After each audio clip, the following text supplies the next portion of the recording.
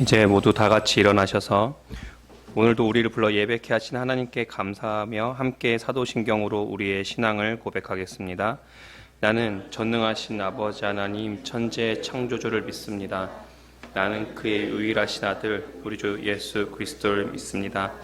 그는 성령으로 잉태되어 동정녀 마리아에게서 나시고 본디오 빌라도에게 고난을 받아 십자가에 못 박혀 죽으시고 장사된 지 사흘 만에 죽은 자 가운데서 다시 살아나셨으며 하늘에 오르셔 전능하신 아버지 하나님 우편에 앉아 계시다가 거기로부터 살아있는 자와 죽은 자를 심판하러 오십니다. 성령을 믿으며 거룩한 공교회와 성도의 교제와 죄를 용서받는 것과 몸의 부활과 영생을 믿습니다. 아멘.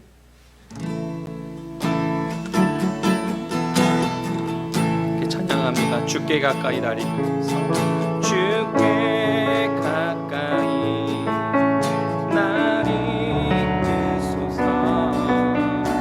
간절히 주님만을 원합니다. 채워주소서 주의 사랑을 진정한 찬양 드릴 수 있도록 주께 가까이 다리 주께 가까이 다리 이끄소서 간절히 주님만을 원합니다. 채워주소서 주의 사랑을 진정한 찬양 드릴 수 있도록 목마른 나의 영혼 주를 부르니 나의 맘 만져 주소서 주님만을 원합니다. 원합니다. 나의 맘 만져 주소서 주께 가까이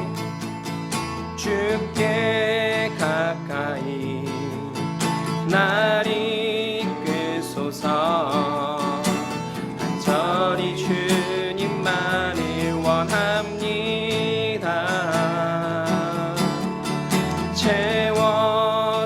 채워주소서 주의 사랑을 진정한 찬양 드릴 수 있도록 주께 가까이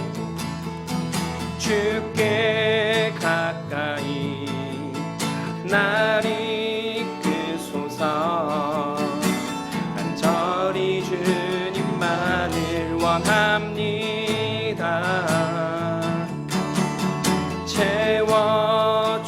채워주소서 주의 사랑을 진정한 찬양 드릴 수 있도록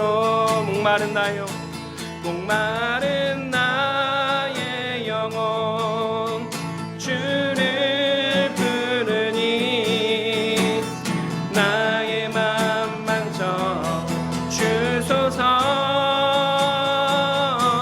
주님만을 원합니다.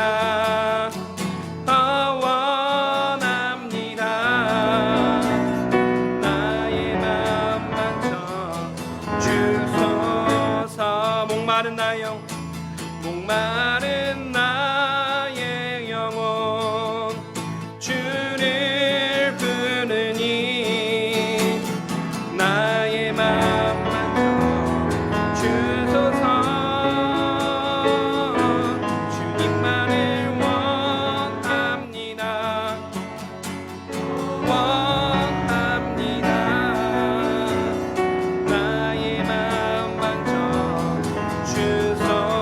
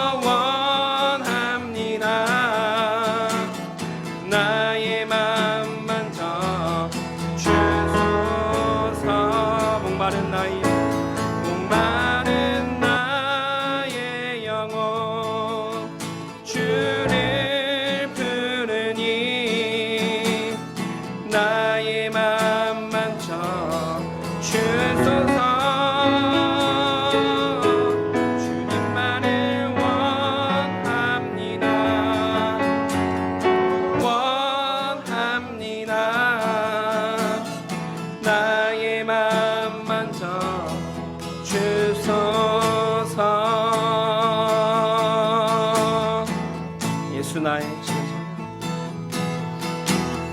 예수 나의 좋은 치료자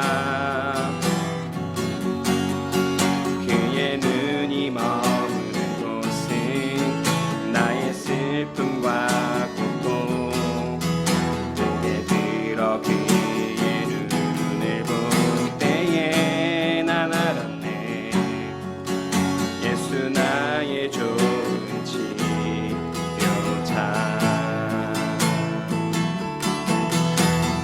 예수 나의 좋은 치료자 그의 손길이 닿는 곳은 나의 상처와 아픔 영원히 흐를 것 같았던 눈물 다 멎었네 예수 나의 치료자 나 노래하리라 난 노래하리라 천한 나를 돌아보신 구세주를 찬양해 하늘 닿는 곳까지 내 손 들리라 예수 나의 치료자 예수 나의 좋은 치료자 예수 나의 좋은 치료자 그의 눈이 머무는 곳은 나의 슬픔과 고통 고개 들어 그의 눈을 볼 때에 난 알았네 예수 나의 좋은 치료자 예수 나의 좋은 치료자 그의 손길이 닿는 곳은 나의 상처와 아픔 영원히 흐를 것 같았던 눈물 다 멎었네 예수 나의 치료자 나 노래하리라 난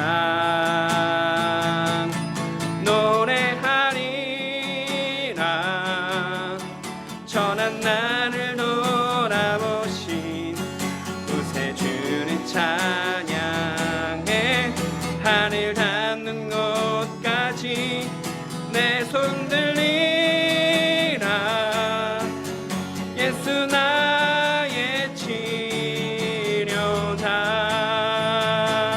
나 노래하리라 나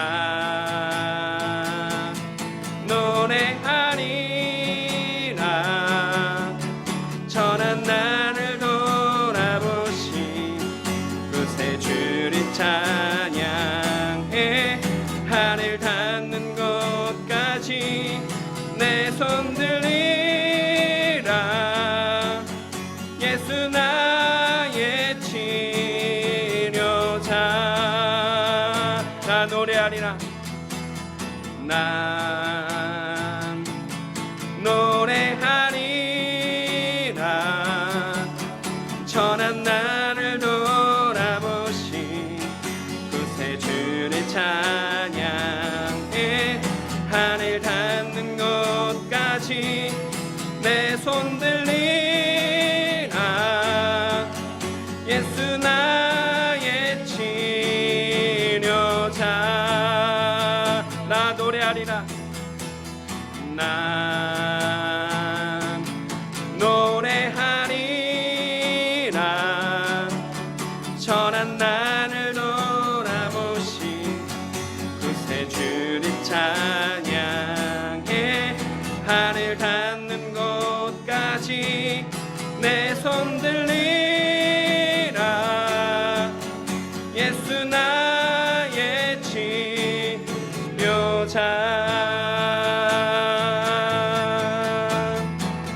소망 없는 내 삶 소망 없는 내 삶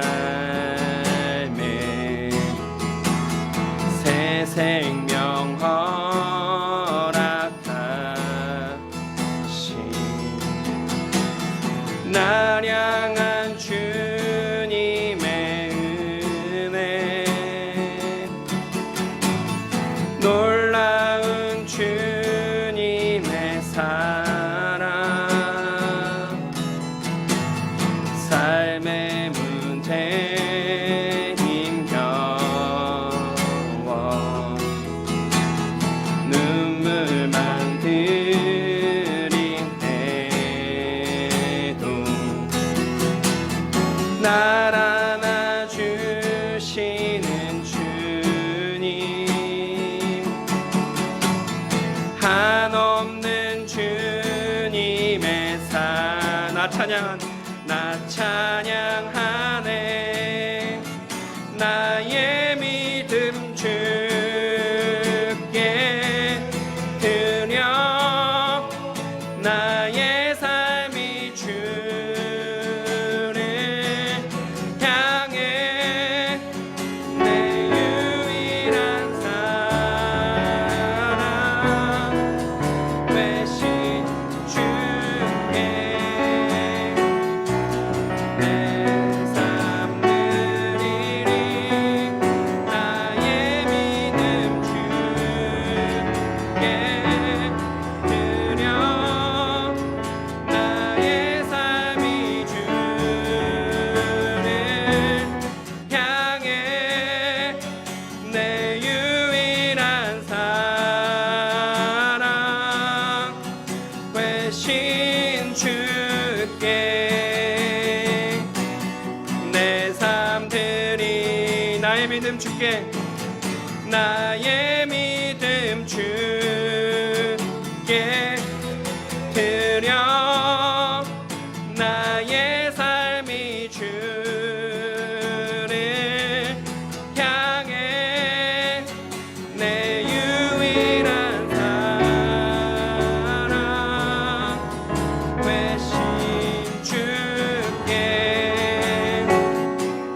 내 삶 드리리. 나의 믿음 주께 드려, 나의 삶이 주를 향해 내 유일한 사랑 되신 주께 내 삶 드리. 나의 믿음 주께 드려, 나의 믿음 주께 드려, 나의 삶이 주를 향해 내 유일한 사랑 되신 주께 내 삶 드리리. 나의 믿음 주께 드려, 나의 삶이 주를 향해 내 유일한 사랑 되신 주께 내 삶 드리리.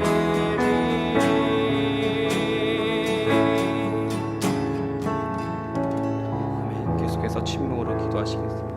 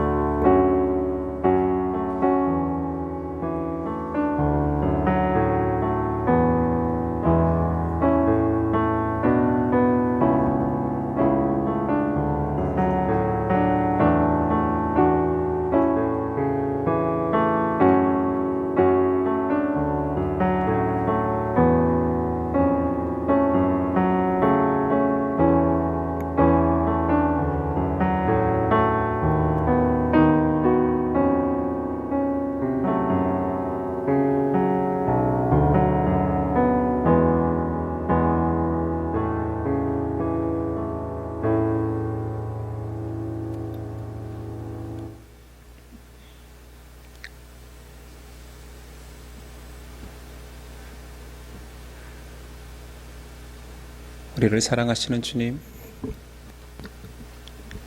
주님의 사랑을, 주님의 은혜를 우리가 얼마나 기억하고 사는지 돌아보게 됩니다. 하나님의 사랑은 변치 않는데 하나님을 향한 우리의 사랑은 너무나 자주 바뀌는 것 같습니다. 한결같은 주님의 사랑을 닮아 우리도 한결같이 주님을 사랑할 수 있는 믿음을 허락하옵소서. 우리는 사랑을 받고 누리는 자입니다. 세상의 많은 사람들이 그 사랑에서 느끼지 못하고 방황하고 있습니다. 우리가 손 내밀어 그 사랑을 전해야 할진데 우리 삶에 급급하여 우리가 누리고 있는 그 사랑을 전하지 못할 때가 얼마나 많습니까? 오늘 예배를 통하여서 더욱 사랑 많이 받고 돌아가 그 사랑을 향기처럼 빛처럼 잘 전할 수 있는 우리 되도록 도와주시옵소서. 예배에 초대하신 은혜에 오늘도 감사드립니다. 적은 예물 드리지만 우리의 마음을 받아주시고 예물 쓰이는 곳에 하나님 사랑이 더욱 전파되도록 역사하옵소서. 주님, 오늘도 우리를 세우시기 위하여서 성숙시키기 위하여서 말씀 주십니다. 이 말씀이 생명의 양식 되어서 하나님을, 예수님을 더 닮아갈 수 있도록 도와주시옵소서. 맡기오며 예수 그리스도의 이름으로 기도드립니다. 아멘. 우리 일어나셔서 십계명 낭독이 있겠습니다. 하나님이 이 모든 말씀으로 말씀하여 이르시되 나는 너를 애굽 땅 종되었던 집에서 인도하여 낸 내 하나님 여호와니라. 제1은 너는 나 외에는 다른 신들을 내게 두지 말라. 제2는 너를 위하여 새긴 우상을 만들지 말고 또 위로 하늘에 있는 것이나 아래로 땅에 있는 것이나 땅 아래 물속에 있는 것에 어떤 형상도 만들지 말며 그것들에게 절하지 말며 그것들을 섬기지 말라. 제3은 너는 내 하나님 여호와의 이름을 망령되게 부르지 말라.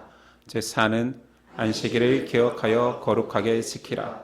제5는 내 부모를 공경하라. 제6은 살인하지 말라. 제7은 간음하지 말라. 제8은 도둑질하지 말라. 제9는 내 이웃에 대하여 거짓 증거하지 말라. 제10은 내 이웃의 집을 탐내지 말라. 예수께서 이르시되 내 마음을 다하고 목숨을 다하고 뜻을 다하여 주 너희 하나님을 사랑하라 하셨으니 이것이 크고 첫째 되는 계명이요 둘째도 그와 같으니 내 이웃을 내 자신같이 사랑하라 하셨으니 이 두 계명이 온 율법과 선지자의 강령이니라. 아멘.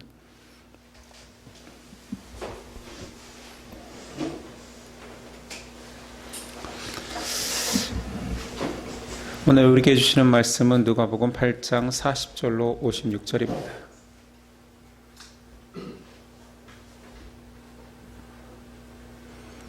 누가복음 8장 40절에서 56절까지 저와 여러분들이 한 절씩 교독하겠습니다. 40절입니다. 예수께서 돌아오심에 무리가 환영하니 이는 다 기다렸음이로라.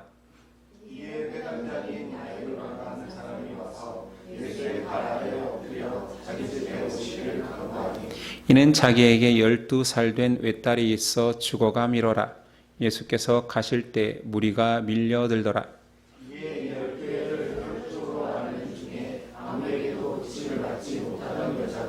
예수의 뒤로 와서 그의 옷가에 손을 대니 혈류증이 즉시 그쳤더라. 예수께서 이르시되 네게 손을 댄 자가 누구냐 하시니 다 안내할 때에 베드로가 이르되 주여 우리가 밀려들어 믿나이다. 예수께서 이르시되 내게 손을 댄 자가 있도다. 이는 내게서 능력이 나간 줄 알미로다 하신대. 자가 스스로 숨기지 못할 줄 알고 떨며 나와 엎드려 그 손댄 이유와 곧 나은 것을 모든 사람 앞에서 말하니. 예수께서 이르시되 딸아 네 믿음이 너를 구원하였으니 평안히 가라 하시더라.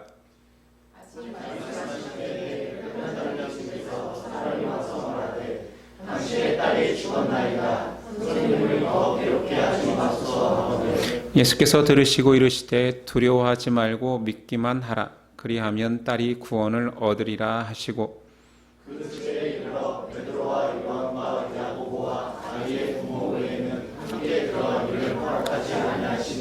모든 사람이 아이를 위하여 울며 통곡하매 예수께서 이르시되 울지 말라 죽은 것이 아니라 잔다 하시니 예수께서 아이의 손을 잡고 불러 이르시되 아이야 일어나라 하시니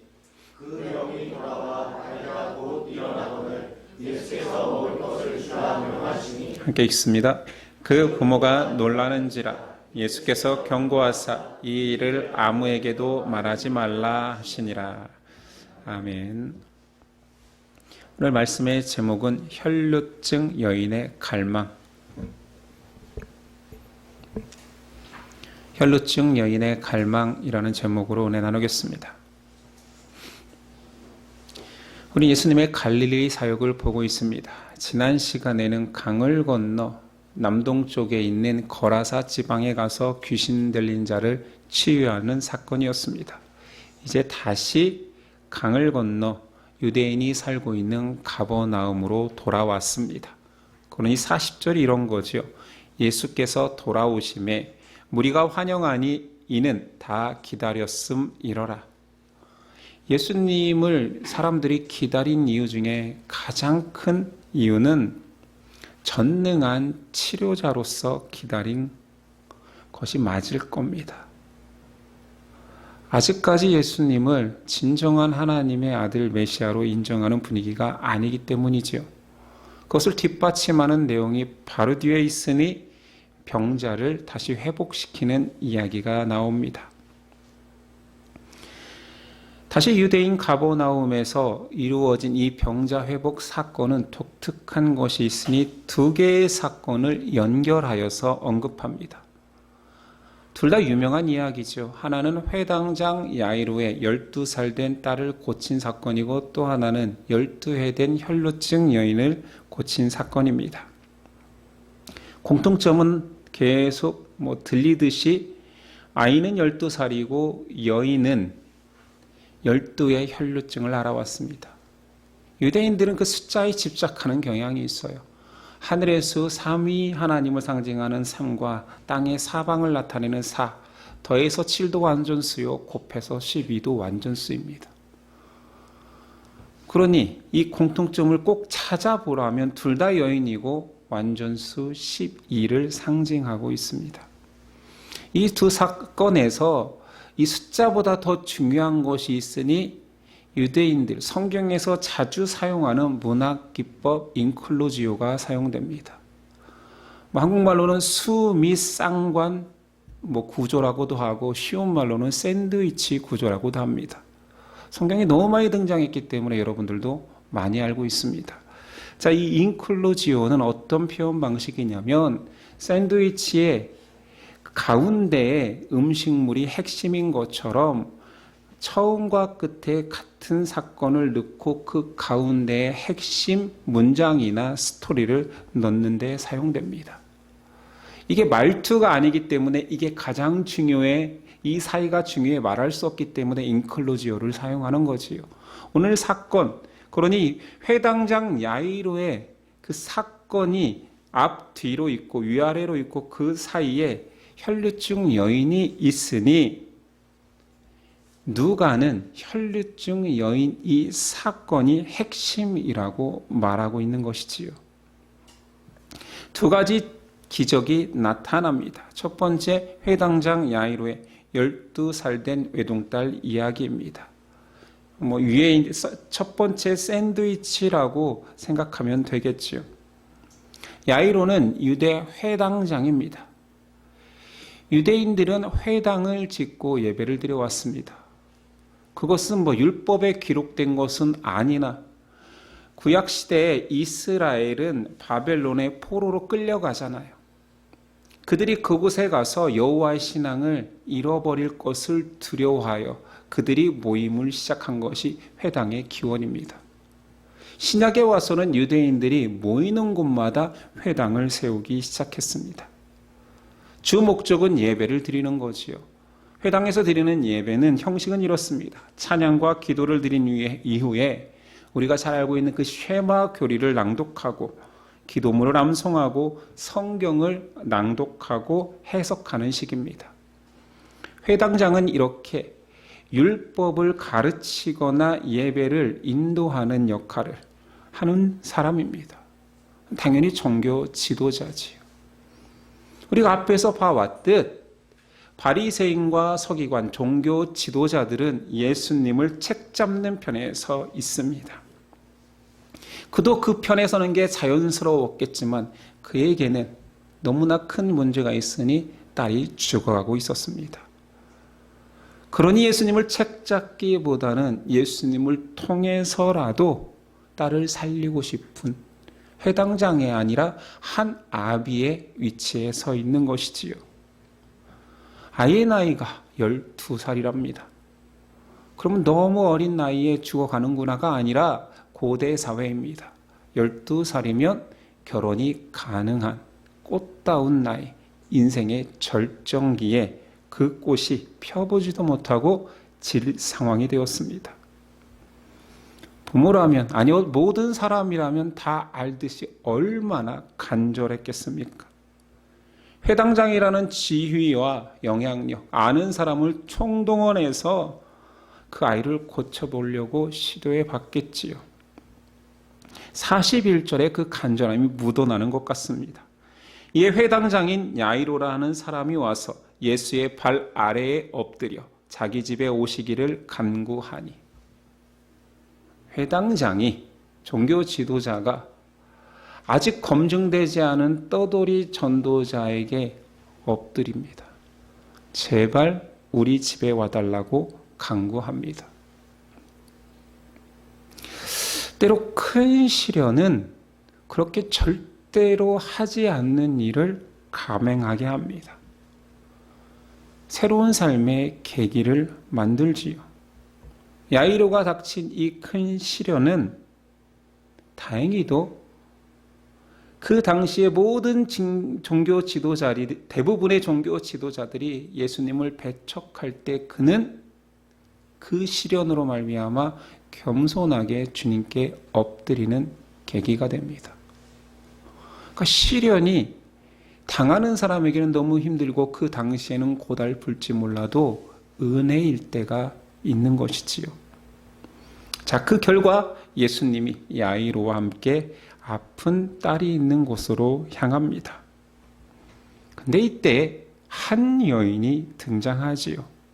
알다시피 12년 혈루증으로 고생하고 있던 여인입니다.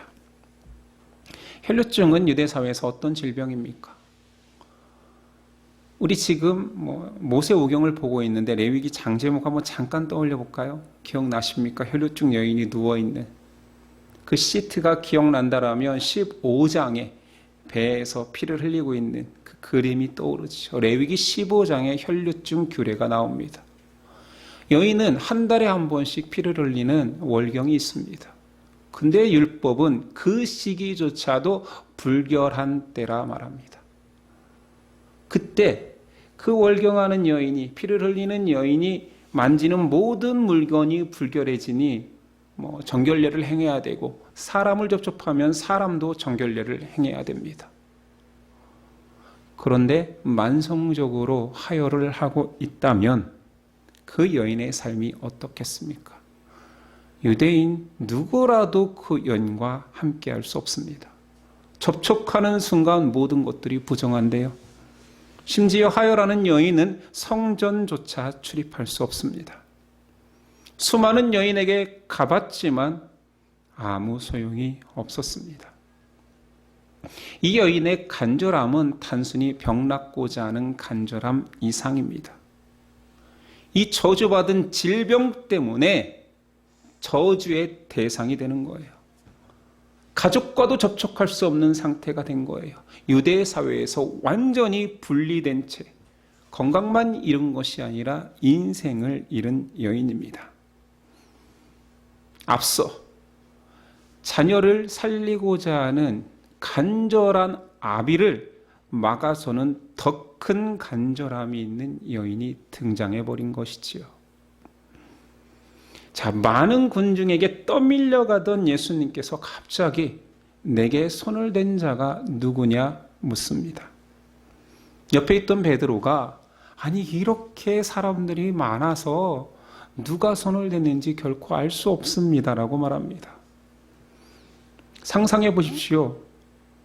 막 떠밀려 가고 있는 군중들이 단순히 야이로의 집에서 무슨 일이 일어날까 구경 가는 사람들만 있을까요? 그 중에는 질병에 시달리는 사람들이 있습니다. 예수님을 만지거나 예수님 옷자락이라도 잡으려고 했던 사람들이 많았을 것입니다. 계속 떠밀리고 있으니까요. 그런데 오늘 혈류증 여인만 질병이 낫습니다. 기적이 일어났지요. 누가 내 옷을 만진다, 누가 나를 만졌느냐라고 묻는 그 말은 예수님이 인지하신 거잖아요. 아, 치료의 능력이 일어났다. 누구냐라고 묻는데 제자들은 단순히 이렇게 떠미는 곳에서 뭐 만지는 게 대수입니까? 알 수 없습니다라고 말하고 있습니다. 그러나 당사자는 알지요. 47절. 여자가 스스로 숨기지 못할 줄 알고 떨며 나와 엎드리어 그 손댄 이유와 곧 나은 것을 모든 사람 앞에서 말하니. 자기의 병나음이 기쁘기도 했지만 예수님의 부름에 모든 사람 앞에서 자기의 상태를 고백한 것입니다. 사실은 그 여인이 오는 동안 자신 때문에 만지거나 접촉한 모든 사람이 부정해진 상황입니다. 예수님 이런 상황을 아심에도 물은 것입니다. 여인을 난처하게 하기 위함이 아니었지요. 예수님 말씀하십니다. 48절. 예수께서 이르시되 따라 내 믿음이 너를 구원하였으니 평안히 가라. 예수님 그 급박한 상황, 한 아비가 딸이 죽어가고 있습니다. 어서 가시지요 하는 급박한 상황에서 군중이 떠밀고 있는 상황에서 구태여 야 내가 능력을 행했잖아. 내 능력을 좀 니네도 알아야 돼 해서 과시하고 싶어서 멈춘 것이 아닌 거지요. 한마디를 하고 싶은 것입니다. 딸아 내 믿음이 너를 구원하였으니 평안히 가라. 칭찬하고 싶습니다. 물론 하나님의 권능도 드러내셨지요. 평안히 가라 위로의 메시지도 전했습니다. 그러나 여기서 가장 그 여인이 듣고 싶었던 한마디가 있으니 딸아입니다. 호칭이죠. 육체적으로 힘들었을 뿐만 아니라 가족적으로, 사회적으로 고립되어 격리받고 저주받은 질병이라 칭함받던 멸시받던 여인에게 예수님이 딸이라고 말해줍니다. 더 이상 너는 질병에 시달리는 여인이 아니야. 너는 하나님의 딸이야. 예수님의 입술로 딸이라는 그런 호칭을 받은 사람은 아마 죽을 때까지 그 감격을 잊지 못할 것입니다. 사람들은 이 여인을 향하여서 질시하였고 의심하였고 네가 저주받을 짓을 했으니 그 저주 같은 질병에 있었겠지. 편견에 사로잡혀 있었고 그를 격리시켰습니다. 12년 동안 완전수 12년 인생 전체 시기 동안.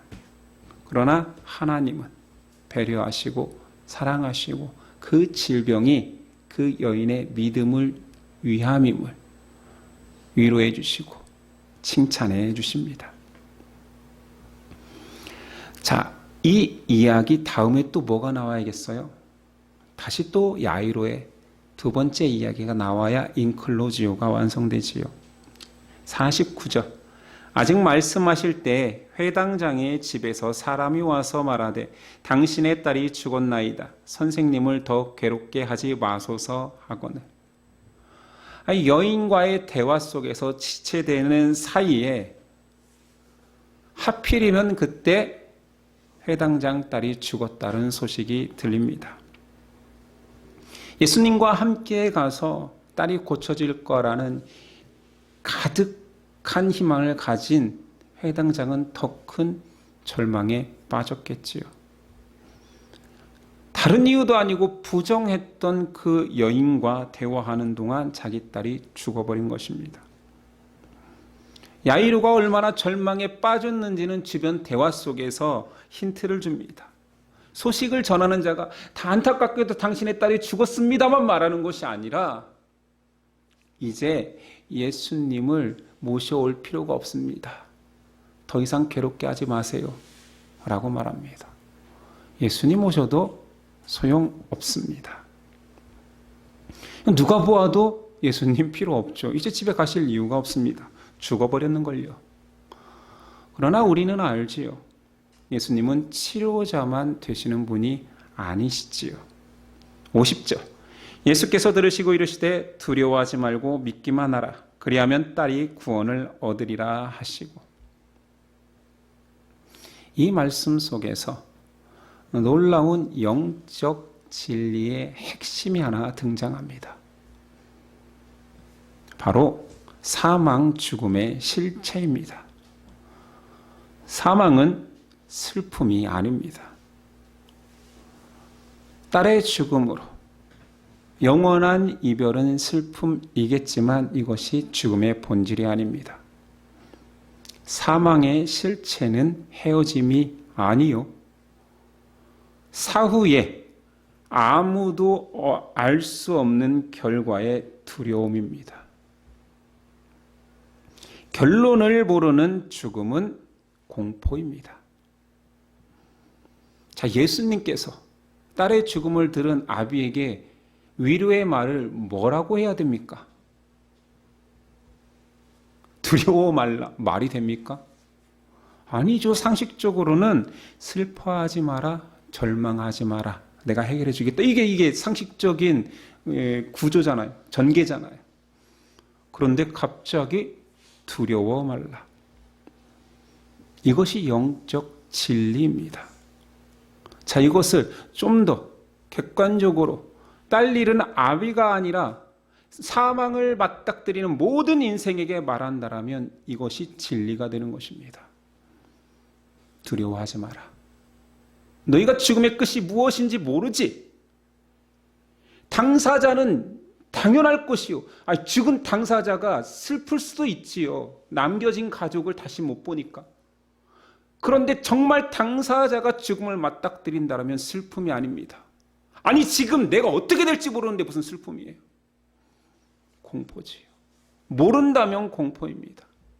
죽음의 실체를 가족들도 안다라면 더 이상 이제 만날 수 없어, 접촉할 수 없어, 대화할 수 없어, 슬프다보다 더 중요한 것은 그래서 죽음 너머에 우리 가족은, 우리 부모는, 내 자녀는 어떻게 될까? 이것이 죽음의 본질인 것이지요. 예수님 말씀하십니다. 두려워하지 말라. 내가 사망의 실체를 알고 이기는 자다 말씀하시는 것이지요. 그리고 당연히 아시니 그 집에 가서 죽은 소녀를 잡아 일으키십니다. 소녀야, 일어나라.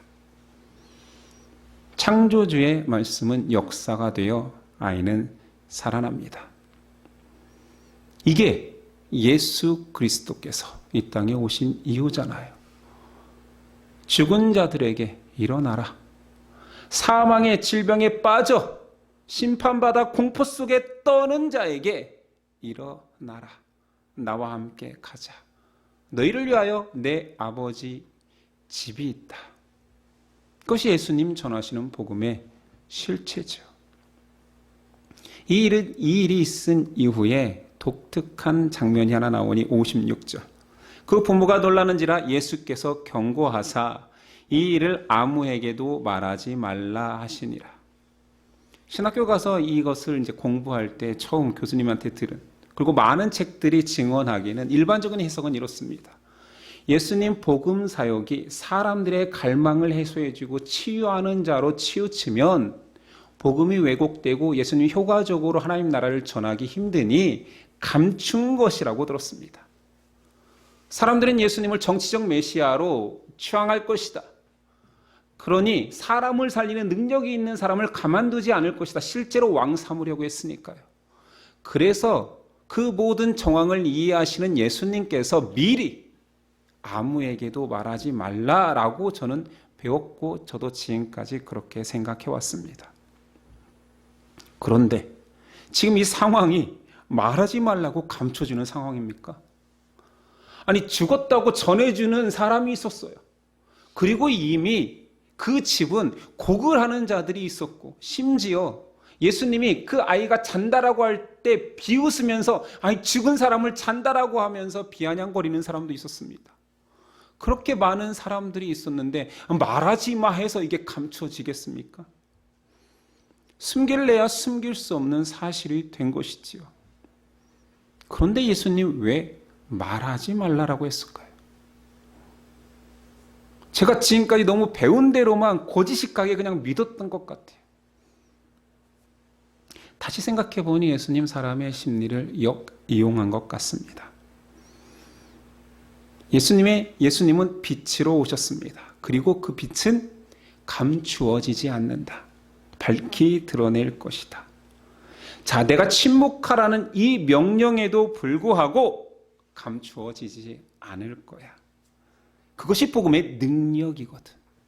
한번 감출 수 있으면 감춰봐. 침묵 명령은 제 생각에는 도리어 막 떠벌리고 다니지 말고 진중한 고백을 드리라는 명령 같습니다.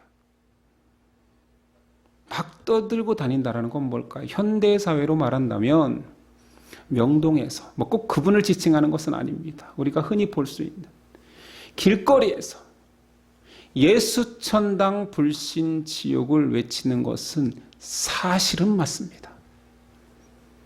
이루어진 사실이지요. 오늘 이루어진 사실이지요. 그러나 떠벌리는 것 같지 않습니까? 어떤 특정인을 전 비난하는 것도 아니고 전도자를 모함하고자 한 함도 아닙니다. 꼭 그렇게 떠벌려야 될까요?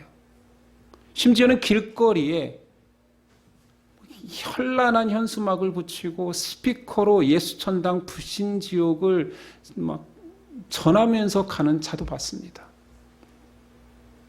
고민해야 되겠지요. 어떻게든 전하고자 하는 그 열망은 알겠습니다. 그러나 예수님 죽은 자를 살리고도 침묵하라고 했던 것처럼 감추어지지는 않을 거야.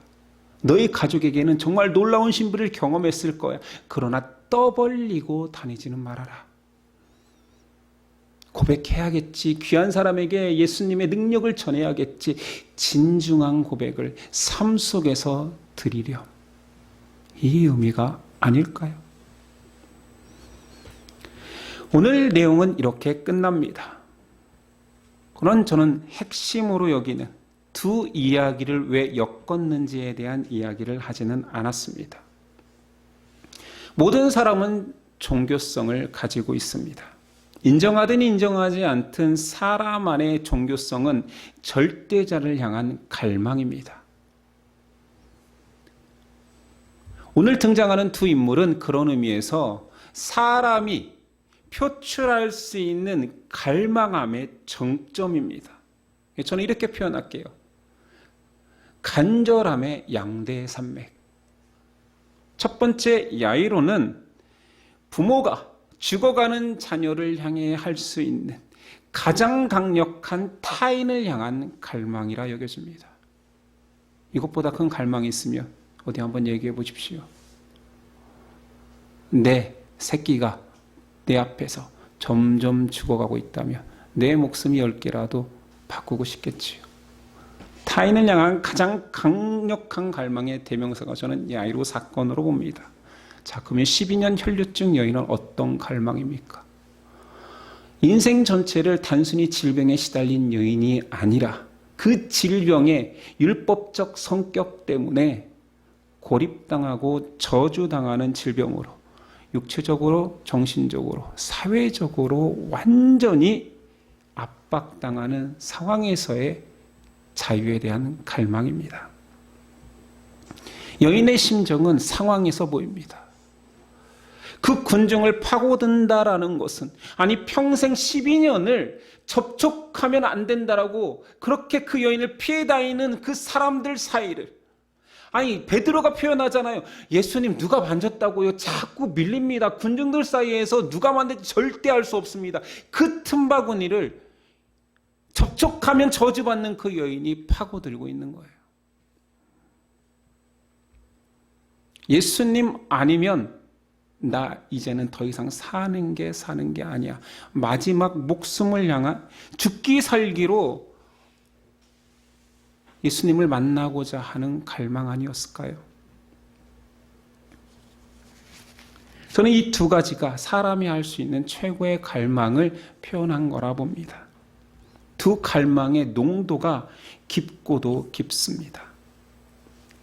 그렇게 열망하고 갈망하고 추구하는데도 불구하고 이 두 사람 모두 아무것도 할 수 없습니다. 이 정도 갈망이면 인류가, 땅을 걸어다니는 인류가 달나라까지 날아가는 그 능력을 발휘해야 되잖아요. 이 정도 갈망이면 아무것도 할 수 없습니다. 그래서 더욱 절망적입니다. 자, 질문 하나 하겠습니다. 여러분이 야이로가 되어보십시오. 예수님을 재촉하여서 자기 딸을 치유해달라고 모시고 가고 있는 야이로가 갑자기 어떤 여인 때문에, 아니 그 여인이 죽어가던 여인도 아닙니다. 심지어 치유를 벌써 받은 상태입니다. 그런데 예수님이 갑자기 서서 그 여인과 대화를 하는 것입니다. 이 여인은 또 말씀에서 보니까 이러쿵저러쿵 자기가 입었던 질병, 이 병원도 가봤어요. 저 의사도 만나봤어요. 아무것도 소용이 없었어요. 라는 구구절절한 자기 인생 상황까지 다 설명하고 있습니다. 자, 아비라면 이럴 때 놀라운 능력을 발휘했으니 그 다음 우리 딸 차례야 이랬을까요? 여유롭게 듣고 있었겠어요? 아니요. 군중 속에서 아비라면 납치라도 하고 싶었을 것입니다. 예수님을 들쳐업고라도 거기서 빠져나가 내 자녀를 살리고 싶었을 것입니다. 아니 치유의 능력을 봤으니 더더욱 혈안이 되어서 저 능력으로 내 딸을, 죽어가는 내 딸을 살려야지. 내가 숨이 꼴딱꼴딱 넘어갈까 말까 하는 딸의 상황을 보고 나왔다라면 이것은 지체할 일이 아닙니다. 만약 야이로가 예수님을 실제로 들쳐업었다면 오늘 성경의 구조는 바뀌었을 것입니다. 예수님, 야 내려라. 그리고 너 이게 무슨 물에 내가 호통쳤을까요? 아니면 네 믿음이 크다라고 칭찬하셨을까요? 여기에 두 사건의 차이점이 있습니다. 야이로의 갈망도 진짜입니다. 심지어 사람들의 그의 갈망을, 그의 소망을 돕고 있습니다. 응원합니다. 반면 혈루증 여인의 갈망은 진짜라는 말을 사용하기 약할 정도로 이 갈망은 사투입니다. 사람들이 막습니다. 불결하다고 저주합니다. 이것이 차이를 만듭니다. 여인은 자신을 던졌지요. 결국 여인은 예수님을 붙들었고 야이로는 예수님의 옷깃을 잡아 재촉하지 못했습니다. 여러분, 믿음이라고 다 같은 믿음이 아닙니다. 느끼시지 않나요? 신앙생활 좀 오래 하다 보면 사람의 그 믿음의 컬러라는 것이 좀 보이지 않나요? 그 믿음의 크기가 가늠해서는 안 되죠. 너는 믿음이 작냐 크냐 할 수는 없는 거지만 느껴지지 않습니까? 야이로의 갈망은 믿음으로 승화되지 못합니다. 이건 목사님이 너무 과하게 해석하는 거 아닌가요? 라고 말할 수 있겠네요. 그러나 예수님이 하신 말씀에 힌트가 있습니다. 좌절하는 야이로에게 예수님이 한 말은 슬퍼 말라가 아니라 두려워 말라입니다. 이 말이 핵심이죠. 왜냐하면 두려워 말라, 믿으라. 많이 들었지 않습니까? 구약에서 이스라엘 백성에게 하나님이 가장 많이 한 말입니다. 두려워하지 말고 믿으라. 모세야, 두려워 말고 믿으라. 출애굽하는 이스라엘아, 두려워 말고 믿으라. 가나안에 들어가야 될 백성이여, 두려워 말고 믿으라. 그래서 구약에 등장하는 믿음의 반대말은 두려움입니다. 예수님 똑같은 말씀을 야이로에게 하십니다. 두려워 말고 믿으라. 제 주장이 아닌 것이지요. 야이로는 절망 속에서 두려워합니다. 그 절망을 물론 예수님께서는 결과적으로 소망으로 바꿔주셨습니다. 예수님은 그런 분이시니까요. 이제 야이로의 시선과 믿음의 컬러도 바뀌었겠지요. 더 이상 기존 신앙 이스라엘 공동체 영적 지도자들이 추구하는 그 방향은 결코 아닐 것입니다. 단순히 은혜 입은 자의 고마움을 넘어서는 그는 죽음을 맞닥뜨렸거든요. 죽음의 공포를 보았거든요. 딸이 아니라 자신도 맞닥뜨릴 수 있는 그 공포를 만나 두려워했고, 예수님은 그 공포를 믿음으로 바꿔주셨습니다. 이제 야이로에게 죽음은 슬픔의 문제가 아니라 두려움의 문제를 인식하였고, 믿음은 두려움을 몰아낸다는 사실을 알게 되었습니다. 우리 오늘 갈망의 양대 산맥을 보았습니다. 모든 사람이 갈망합니다. 이것은 종교성임에도 불구하고 사람들은 이 갈망을 죄로 바꾸는 놀라운 능력이 있습니다. 돈을 갈망하며 만모니즘을 만들고, 사람을 갈망하며 인본주의를 만들고, 우상을 갈망하며 수많은 우상과 종교를 만들어냈습니다. 심지어 교회 다니는 사람들조차 자기 욕구를, 믿음을 사용하여, 믿음이라고 하면 안 되겠네요. 신앙심을 동원하여 자기 욕구로 환원시킵니다. 오늘 등장하는 두 불치병은 현대인들이 보기에는 체감이 되지 않습니다. 왜냐하면 병원 가면 되거든요. 12살 된 아이는 대학병원 소아동에 가면 됩니다. 아마 해결될걸요? 12년 된 혈루병, 부인과 가면 아마 동네 의원에서도 고칠 수 있을 것입니다. 항생제 한 방이면 끝나겠지요. 인류사의 항생제가 얼마나 많은 사람을 살렸습니까? 예수님보다 더 많은 사람을 살렸습니다. 물리적으로. 우리에게 이 이야기는 질병을 치유한 사건일까요? 아닙니다. 예수님 아니면 결코 살아날 수 없는 질병을 이야기한다면 이것은 죄의 질병입니다. 영혼의 불치병이지요. 오직 예수 그리스도로만 해결받을 수 있는 죄의 질병, 영혼의 불치병을 예수님께서 해결해 주신다는 말입니다. 이렇다면 우리의 문제인 거지요. 에베소 2장 1절. 그는 허물과 죄로 죽었던 너희를 살리셨도다. 에베소에 편지할 때 이 편지를 받은 모든 사람들이 우리가 죽었어? 우리가 언제 죽었어? 우리가 살아났어? 언제 살아났어? 그랬을까요? 아니요. 허물과 죄로 모든 사람은 죽지만 예수님은 살려내신다라는 복음의 메시지입니다. 우리 이야기인 것이지요. 우리도 인생을 살아가면서 크고 작은 갈망들이 있습니다.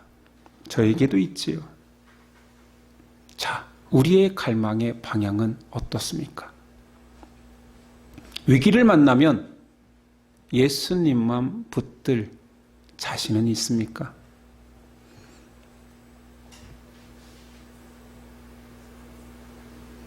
위기를 만나지 않았기 때문에 그 갈망의 방향성을 모르겠습니까? 야이로와 12의 혈루증 아른 여인의 갈망의 방향성은 정확했습니다. 그래서 해결된 것이지요. 예수께로 가면 됩니다. 아마 그 갈망이 처음에는 야이로는 딸을 살리고자 하는 갈망, 이것에만 포커스가 있었을지 모르고 여인에게는 내 질병을 치유하고자 하는 갈망, 또는 나를 지금까지 소외시키고 저주했던 사람들을 향한 미움을 향한 갈망, 해결하고 보자라는 열망이 있었을지 모르지만 결과적으로는 그리스도께로 향했습니다. 그리고 해결되었습니다. 심지어 야이로는 믿음의 교훈까지 얻었습니다. 우리의 모든 갈망의 방향성은 예수 그리스도여야 합니다. 오직 한 분 예수 그리스도로 향하지 않는 모든 갈망은 죄로 변질됩니다. 그분께 가기만 하면 됩니다. 의도야 어떻든 그 끝지점이 예수 그리스도라면 안전합니다. 때로는 그리스도께 가서 혼나면 되잖아요. 왜 두려워하느냐? 왜 이렇게 믿음이 없느냐? 책망 받으면 되잖아요. 그 일로 인하여서 모든 내 두려움이 사라지고 믿음이 생기면 되잖아요. 여러분의 갈망은 어디로 향하고 있습니까? 아니, 그리스도를 향해 갈망이라는 단어를 쓸 수는 있습니까? 갈급하십니까? 현대 신앙인들은 갈망이라는 단어를 쓰기에는 너무 예수님을 사랑하지 않잖아요. 이것이 우리의 문제입니다. 그리스도께로 가기만 하면, 내 갈망의 방향성이 그리스도이기만 하면 되는데 그것이 그렇게 어렵습니다. 저와 여러분의 갈망은 그리스도여야 됩니다. 우리의 시선은 세상을 열심히 살지만 종국적으로는 그 시선의 끝에는 그리스도가 있어야 됩니다. 이것이 복음입니다. 기도하겠습니다. 주님, 우리의 갈망이 그리스도이길 바랍니다. 주님, 우리의 최종 시선이 예수 그리스도여야 됩니다. 인생의 위기를 만나면 당연히 예수님이 가장 먼저 떠오르는 인생 되게 하옵소서. 여러 가지 노력을 해보겠지만 결국은 그리스도 앞에서만 해결된다라는 고백이 있게 하옵소서. 자녀 문제, 인생 문제, 건강 문제, 직업 문제 모두 다 그리스도가 답임을 고백하는 인생 되게 하옵소서. 우리의 욕구를, 우리의 갈망을 모두 다 받아주시고 아름다운 길로 인도하시는 예수 그리스도의 이름으로 기도드립니다. 아멘. 일어나서 결단 찬송 드리겠습니다.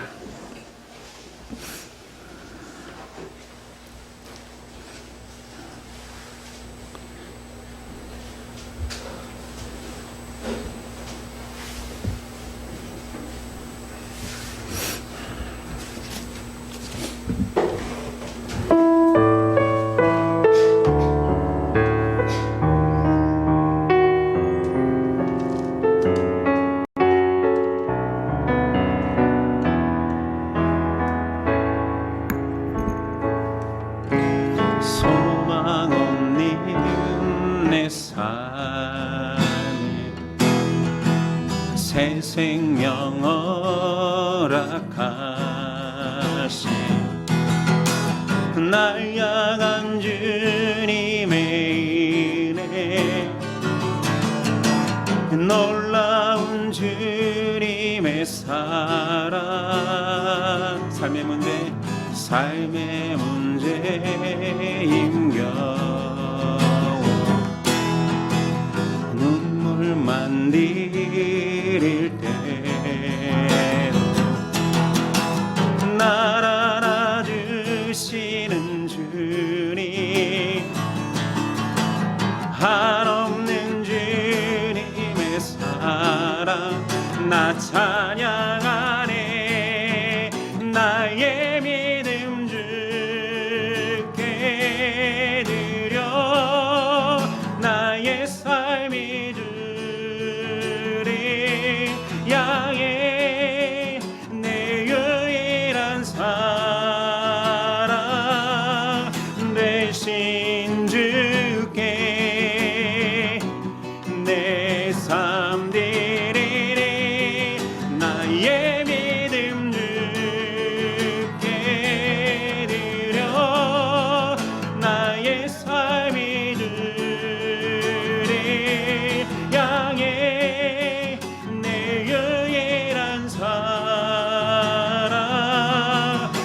대신 주께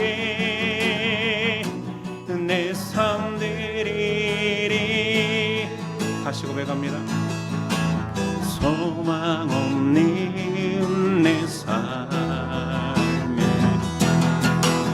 새 생명 허락하시 날 향한 주님의 은혜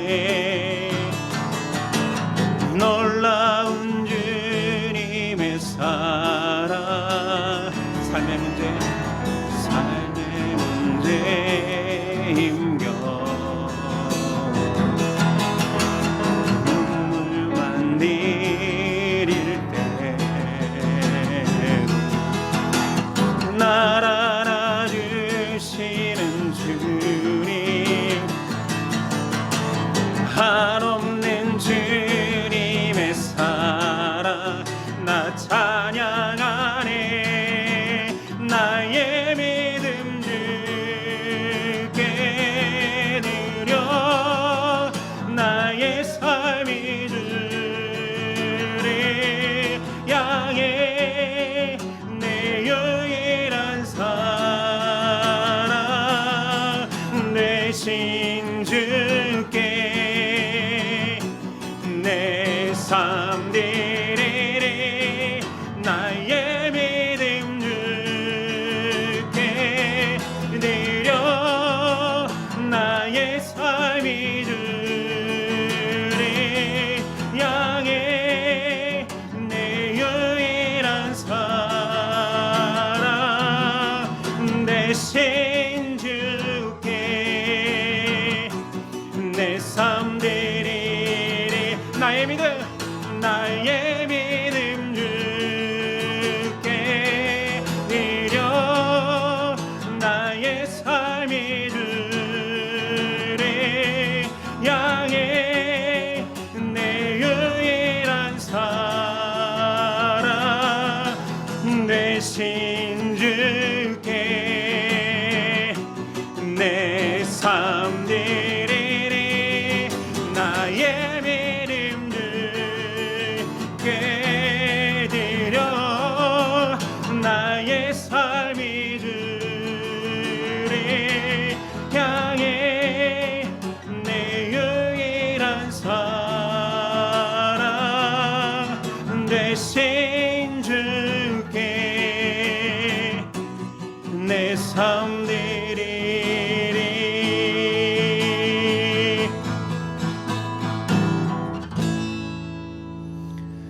아멘. 기도하겠습니다. 이제는 우리 주 예수 그리스도의 그 큰 사랑과 그 아들을 희생시킨 하나님의 은혜와 성령님의 끊임없는 인도하심과 교통하심이 지금부터 영원까지 함께 하시기를 간절히 축원하옵나이다. 아멘.